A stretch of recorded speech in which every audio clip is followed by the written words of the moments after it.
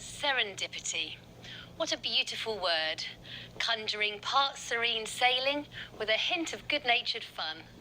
Serendipity, that chance beneficial meeting, the unexpected conversation that provides just the answer you're looking for. The perfectly timed taxi ride that takes you past the cinema showing the film you've been wanting to see, where you accidentally knock over somebody else's popcorn who turns out to be the boy from school who you used to have a crush on. And guess what? A year later, you're happily married. Serendipity. So if that is serendipity in action, how does it work? How does it work? Are there higher powers directing the details of our lives? Or is it just a random coincidence of events? Is there anything we can do to enhance the occurrences of these positive events? It is my proposition today that whilst life throws many events our way, some positive, some challenging, we have within ourselves the power and possibility to create an environment that enhances the probability of these fortunate events that make our lives a little more plain sailing and a lot more fun. Before we continue, I would like to explain that I am a qualified and experienced sound therapist. I have studied spiritual and scientific texts as they relate to sound and vibration. Some of the things I'm going to talk about today might initially sound impossible, but I would ask you to suspend your disbelief and remember in the words of the author Paulo Coelho, people never learn by being told. They have to find out for themselves. It's about taking my words today and relating them to your own experience. And if enough truth resonates for you, go out and experience it for yourself. Find out if it holds true for you. To understand why I believe we are able to create and influence serendipitous events, I would like you to consider that we live in a vibrational universe. You are a vibrational being whose cells and organs all pulsate at a particular frequency. Our brain pulsates with electromagnetic energy affected by our emotions, our health, and our general state of well-being. Our body contracts and pulses at various rates, including your heartbeat, your stomach contracting, and the very active breathing.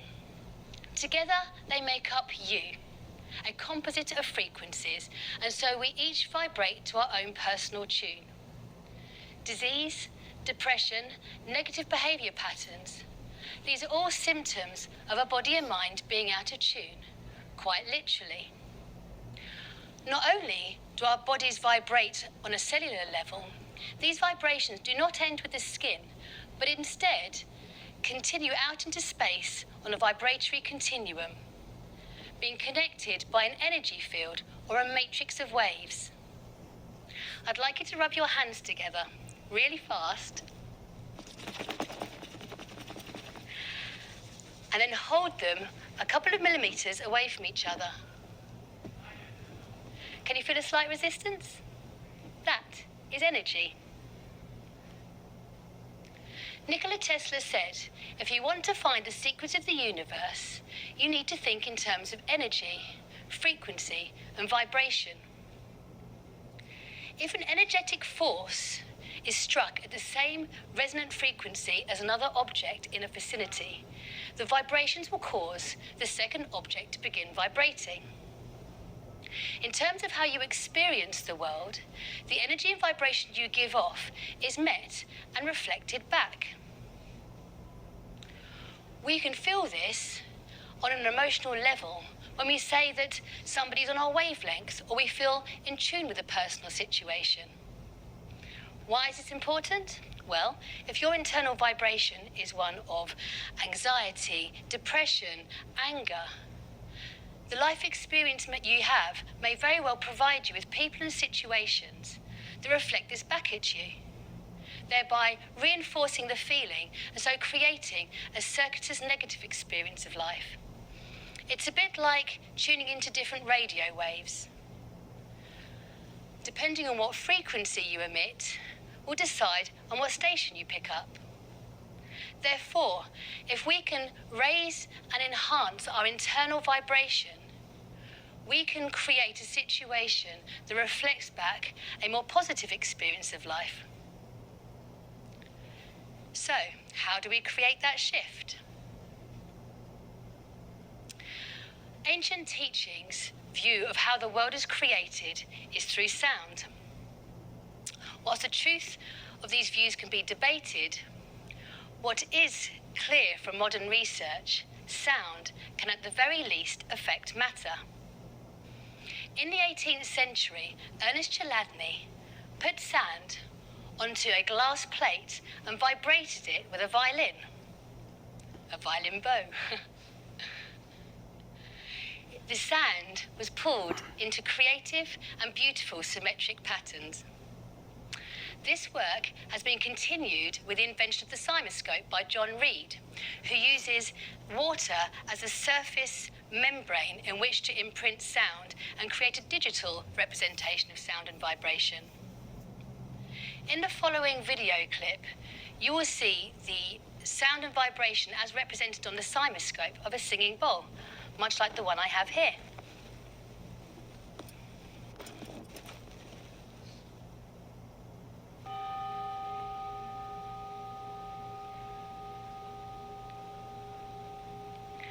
As you can hear, the bowl has rich and complex harmonics.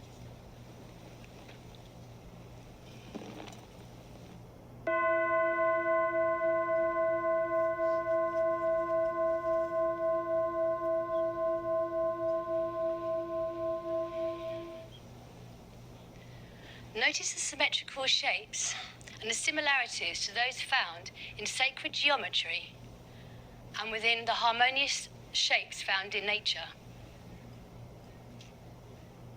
Through the study of microcymatics and sonocytology, we are now able to hear the difference between a healthy and unhealthy cell.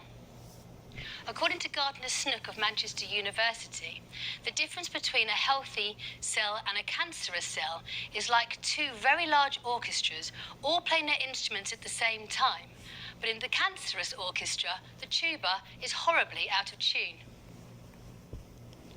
In the following two clips, you can hear the difference between the healthy pulsations of a yeast cell and the high-pitched frequency of one that is stressed. Notice the distortions as represented on the cymoscope of the one that is stressed.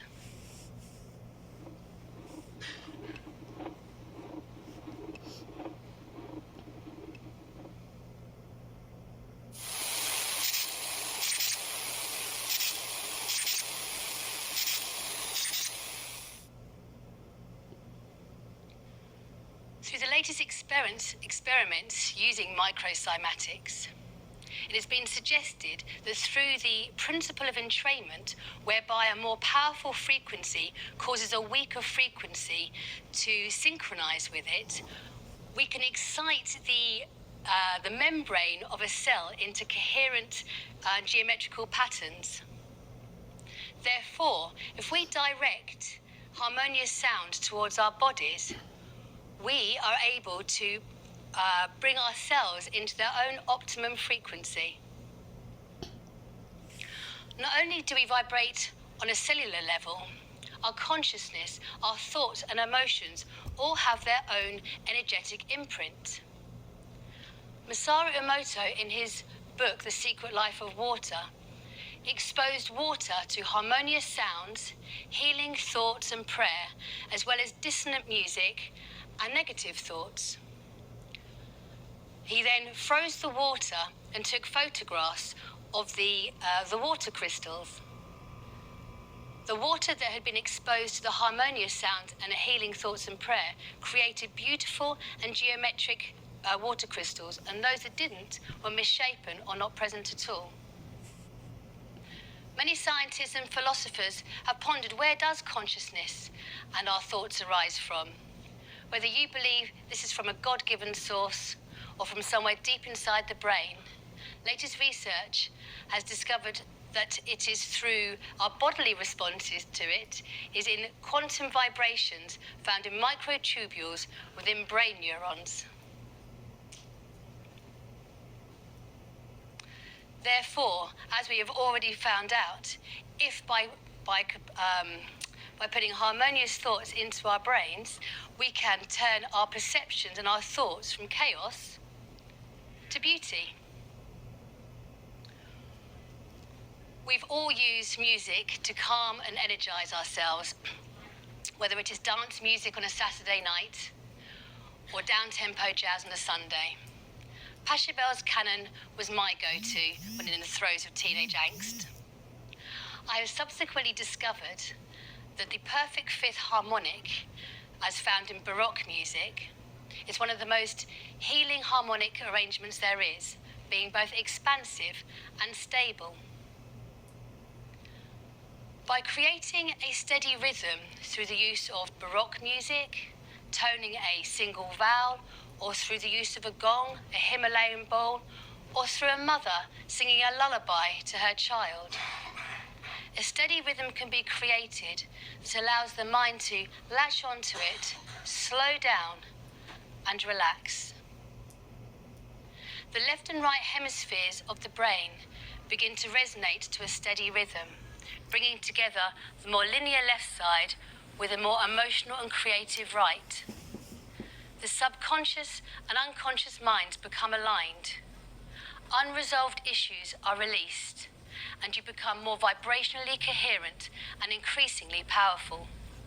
When we say that somebody is charismatic, what we are feeling is their personal vibration. When this happens, life starts to flow and those serendipitous moments increase.